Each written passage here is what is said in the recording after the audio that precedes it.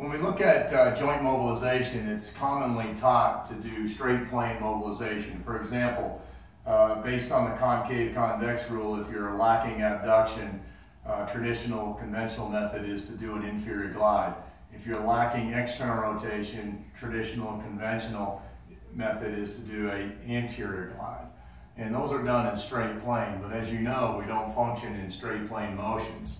So I'm going to demonstrate on Jennifer what is commonly termed as multiple plane or angular rotational. It all pretty much has the same kind of basis when you look at how the ball and socket is actually moved in the shoulder. So I'm going to do a motion here that is designed to help get the arm behind the head, which is a very common restriction.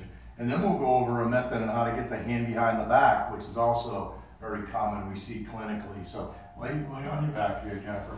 And just review, slide over to here. Just to review, again, abduction, this is the most common way we teach it with an inferior glide right there. But we're going to teach 3 planes.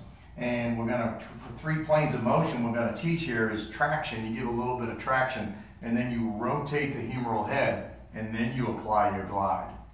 And you perform that for multiple repetitions, and then you would take the arm further up into the motion of restriction, and you continue to move up with the same thing, a traction, a spin, and a glide, and then reassess and then go back up. Let's go to sitting off the edge here on the table again, and we might have to come around here to show this, but working on getting the hand behind the back, a lot of folks are really restricted getting that hand up behind here. And we use towels and pulleys and things like that. They become very painful. So if we just put the patient right below the point they hurt, okay, you don't want to go through the pain. So if she hurts here, you bring her down here, and now you have the inferior angle of the scapula right here, and you have the coracoid process. Tightness of the pectoralis minor is going to make the shoulder go into an anterior tip position.